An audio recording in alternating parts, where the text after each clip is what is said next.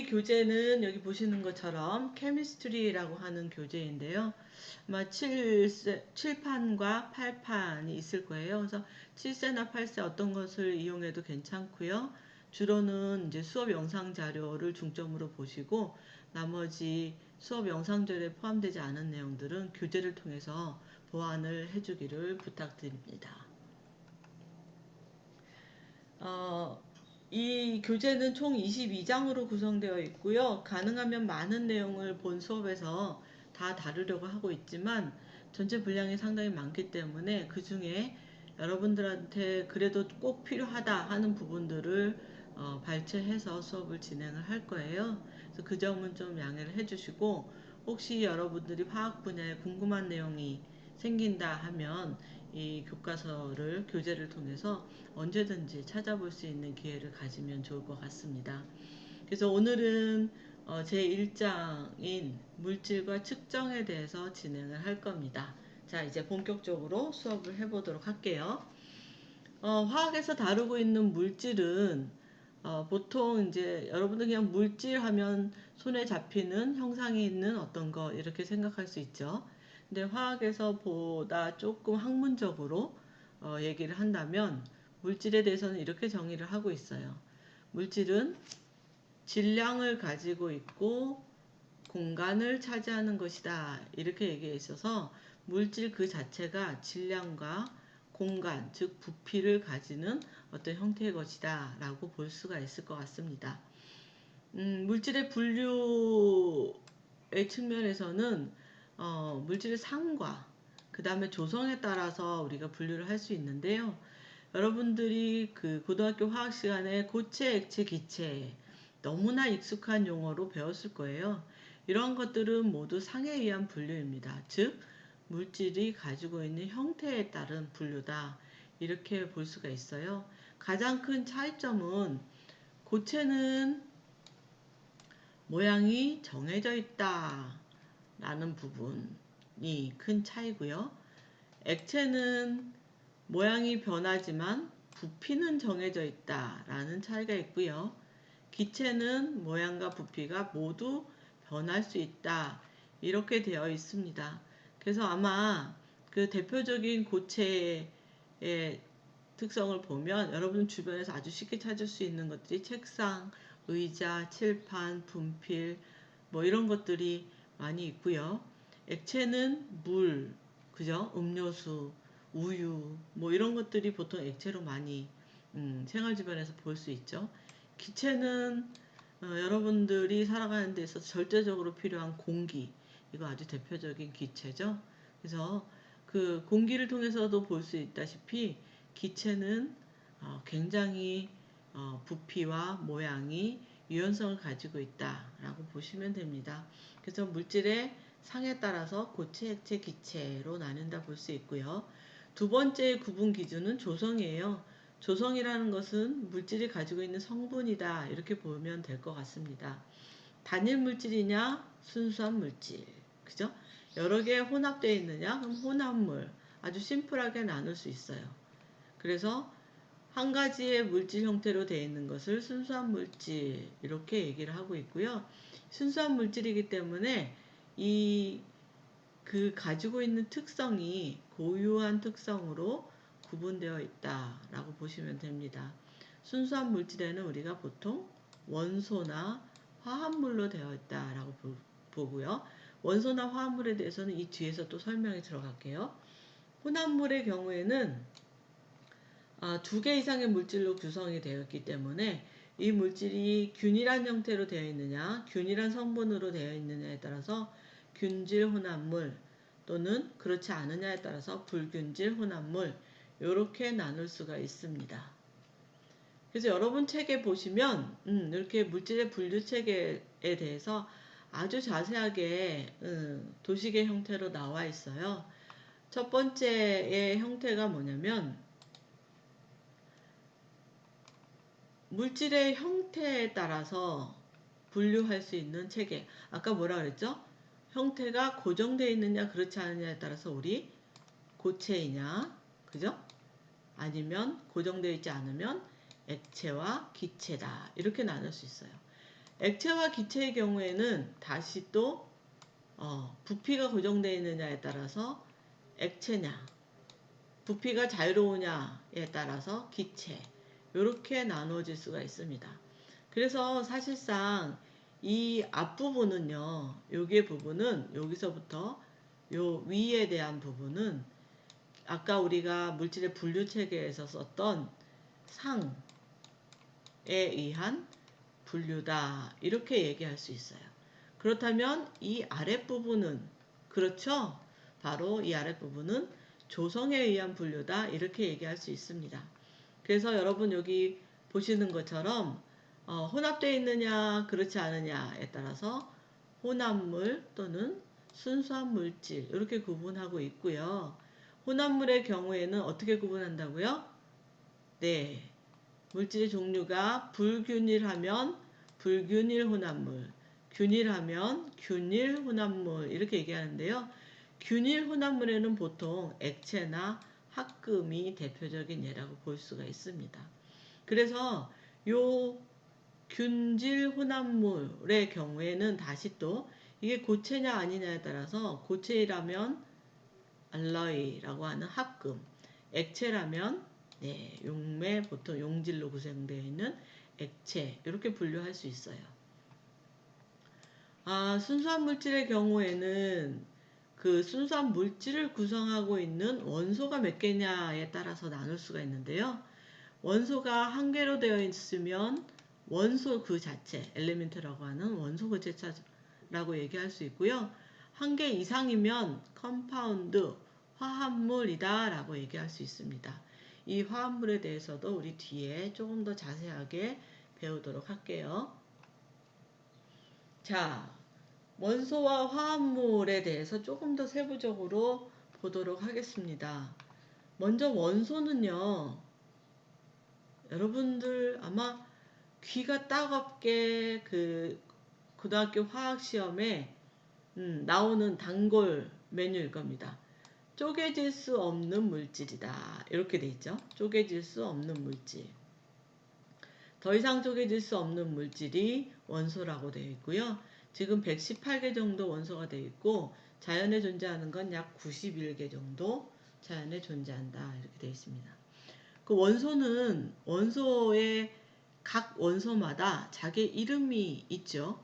이름이 있지만 예명 같은 원소 기호도 또 따로 나와 있어요. 그래서 구리의 경우, 구리와 같은 경우에는 CU라고 하는 별명은 아니에요, 사실은. 우리가 원소 기호라고 하는 공식 명칭이 있지만 CU라고 이렇게 쓰기도 하고요. 그리고 수은 HG라고 씁니다. 그래서 우리가 화학에서 HG라고 있으면 이 HG만 봐도 이게 수은이구나, 이렇게 딱 알 수 있어야 돼요. 그 다음으로 탄소의 경우에는 C, 수소의 경우에는 H. 그래서 원소 기호는요, 각 원소들이 가지고 있는 그 이름에 따라서 이름의 첫 글자나 아니면 이름의 앞 두 글자를 따서 원소 기호를 만듭니다. 그래서 구리아 같은 경우는 커퍼라고 얘기하죠. 그래서 Cu. 탄소는 카본, 그래서 C. 이렇게 해서 원소 기호를 만들어내고요. 이 부분에 대해서는 나중에 우리 주기율표 배울 때 조금 더 자세히 배우도록 하겠습니다. 두 번째, 화합물은 2개 이상의 원소로 구성이 되어 있어요. 그렇지만 2개 이상의 원소가 그냥 섞여 있는 게 아니라 서로 화학적으로 결합되어 있기 때문에 우리가 순수한 물질로 구분을 합니다. 그래서 이 고유의 원소처럼 화합물은 그 고유의 특성을 또 가지고 있다라고 볼 수가 있어요. 특이하게도 그렇지만 고유의 특성이 구성하고 있는 원소하고는 달라요. 아주 대표적인 예가 우리 소금이거든요. 소금이 혹시 무엇과 무엇으로 구성되어 있는지 아는 사람? 네, 소금은요, 나트륨이라고 하는 원소와 Cl, 그죠? 염소라고 하는 원소로 이렇게 구성이 되어 있어요. 보세요. 나트륨이라고 하는 우리 나트륨의 원소 기호가 뭐죠? NA입니다. NA. 얘하고 그죠? 누가 만나요? 염소 원소 기호가 CL입니다. 이렇게 두 개가 만나면 어떻게 바뀐다? 염화 나트륨이라고 하는 걸로 바뀌는데요. NaCl 이렇게 바뀝니다. 그래서 얘가 바로 소금이에요. 자, 나트륨은 금속이고요. 염소는 가스당 물질이죠. 기체예요. 그런데 이 두 개가 만나서 소금이라고 하는 고형상의 물질을 만들어내는데요. 이 두 가지 물질 다, 이 세 가지 물질이 다 성질이 달라요. 소금의 대표적인 성질이 뭐죠? 네, 여러분도 잘 알다시피 소금은 짜죠. 소금의 대표적인 특성이라고 하면 짜요. 물론 그 외에 형태적으로 뭐 백색의 결정이다, 육각형을 이루는 결정이다 이렇게 얘기할 수도 있지만, 네, 소금의 대표적인 특성은 짜요. 근데 나트륨도 짜지 않고 염소도 짜지 않습니다. 그래서 이렇게 화합물은 두 가지 이상의 원소로 구성되어 있지만 완전히 다른 특성의 순수한 물질이 된다. 이렇게 기억을 해주시면 좋을 것 같아요. 그래서 이런 물질들을 분리하기는 쉽지가 않아서요. 여기에서 요렇게 다시 가기가 쉽지 않아요. 이렇게 가려면 조금 어려운 방법을 써야 되는데 그러한 방법들이 바로 전기분해, 가열 이런 방법들이 될 수가 있습니다. 혼합물과 대비되는 것이 뭐죠? 네, 바로 화합물과 대비되는 게 바로 혼합물이에요. 혼합물도 두 가지 이상의 물질이 섞여 있고 화합물도 두 가지 이상의 원소가 섞여 있지만 화합물은 섞여 있다기보다는 서로 반응해서 한 가지 물질을 이루는 형태라고 보시면 되고요. 혼합물은 두 가지 이상의 물질이 구성이 되어 있어서 서로 반응하지 않아요. 그래서 여러분 여기 그림에 보시는 것처럼 여기 이렇게 파란색으로 되어 있는 것이 바로 황산굴이고요. 이렇게 갈색으로 되어 있는 게 모래인데요. 그냥 단순하게 섞여 있죠. 그래서 이 혼합물은 섞여 있는 물질의 특성을 그대로 가지고 있어요. 그래서 황산구리의 특성도 가지고 있고 모래의 특성도 가지고 있다. 이렇게 보시면 됩니다. 이렇게 그 섞여 있는 혼합물이 성상이 균질하게 섞여 있으면 뭐라고요? 네, 균질 혼합물. 불균질하게 섞여 있으면 불균질 혼합물. 이렇게 나눌 수 있다고 했어요. 균질 혼합물의 대표적인 게 바닷물, 용액, 합금 이런 것들이 있을 수 있고요. 불균질 혼합물의 대표적인 게 암석이 있을 수 있습니다. 그래서 혼합물은 단순히 섞여 있는 거기 때문에 화합물과 달리 좀 더 쉬운 방법으로 분리해낼 수가 있어요. 보통 조금 여과한다든지 증류한다든지 크로마토그래피를 쓴다든지 이런 방법으로 분류해낼 수가 있습니다.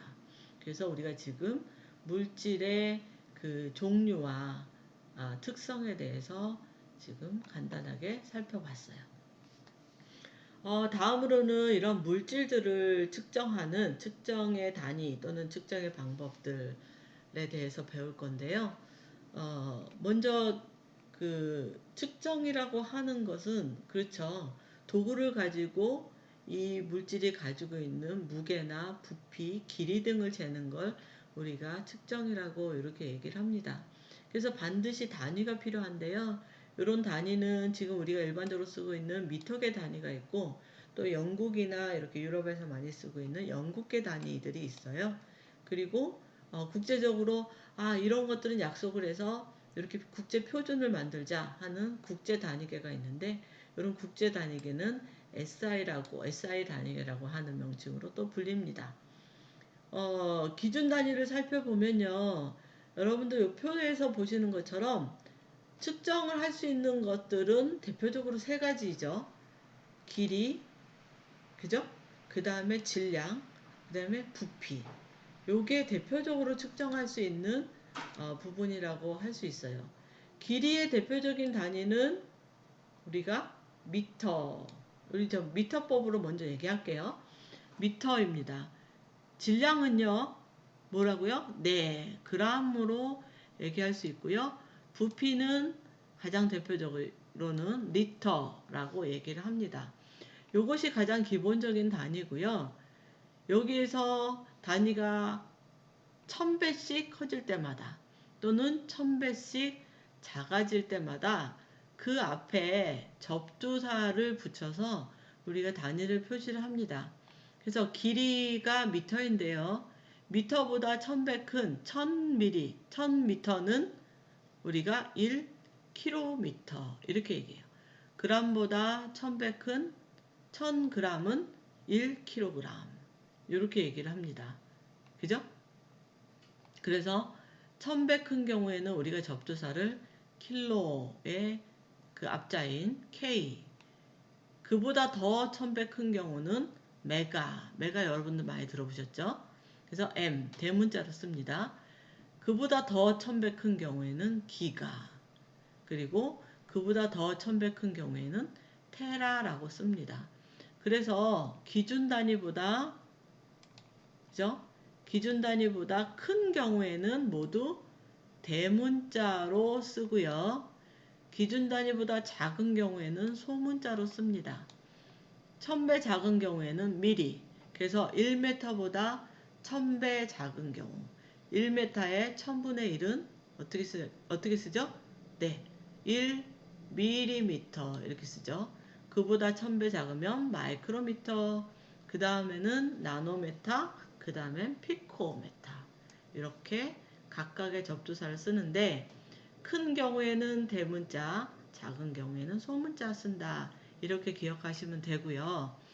그 다음에 여기 이렇게 1000배 단위 말고 10배나 100배 단위의 경우에도 접두사를 쓸 수 있어요. 그래서 10배 작은 경우에는 우리가 데시라고 쓰고요. 100배 작은 경우에는 센티라고 씁니다. 여러분 익숙한 단어 중에 센티미터 있죠? 그죠? 네, 센티미터는 미터의 100분의 1이죠. 그죠? 네, 그렇게 여러분들이 생각하시면 될 것 같아요. 부피를 나타내는 단위가 리터라고 말씀드렸는데 리터 외에도 부피는 여러분 가로 세로 높이 이렇게 길이를 곱하면 그렇죠, 부피가 나옵니다. 그렇기 때문에 길이의 단위를 3번 곱해주면 이게 부피의 단위로 사용될 수 있어요. 그래서 여러분 여기 보세요. 1cm 세제곱은, 그죠? 1cm 세제곱은 10의 마이너스 6승 메타 세제곱이 될 수 있습니다. 그 이유는 1cm가 100분의 1이라고 그랬잖아요. 100분의 1m. 그래서 100분의 1m를 3번 곱해주는 거예요. 그래서 10의 마이너스 6승 세제곱 미터가 됩니다. 1리터는요. 1리터는 여러분 이건 한번 그냥 외워줘 보세요. 그래서 1리터는 10의 3승 세제곱 센티미터이다.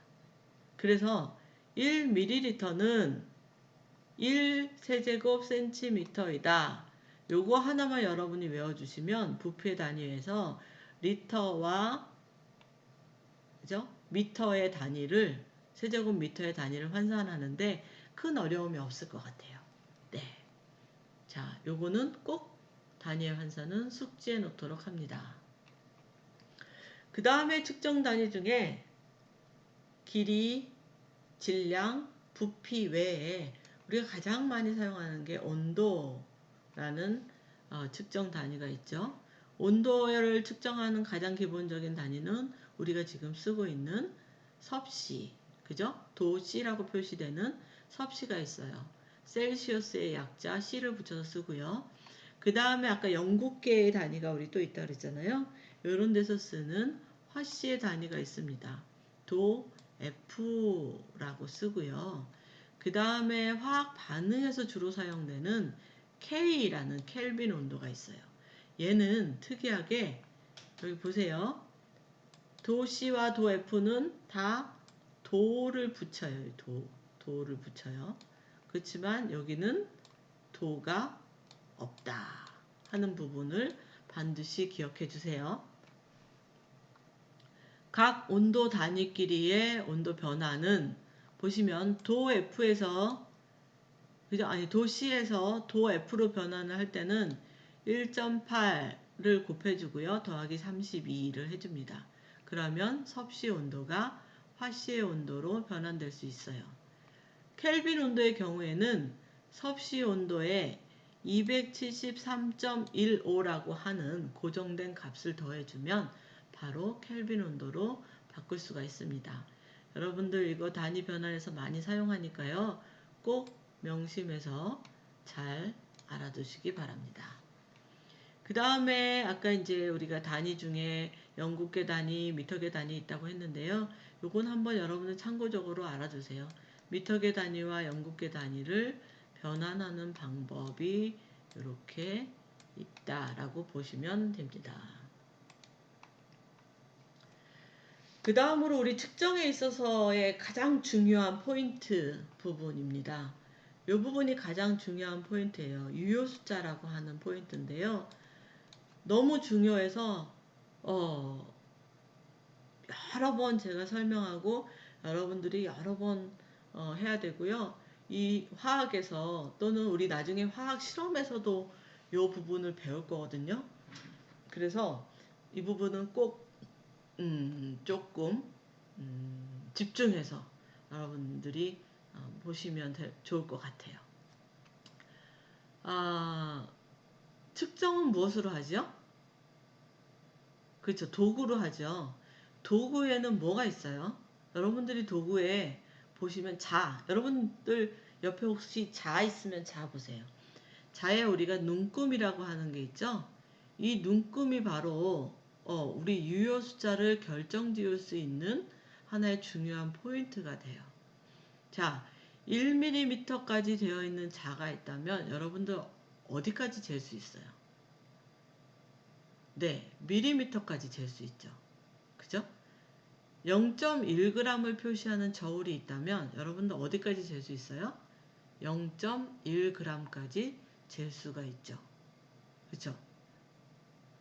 네, 그래서 이렇게 저울에 또는 자에 표시되는 눈금에 따라서 유효 숫자가 달라집니다.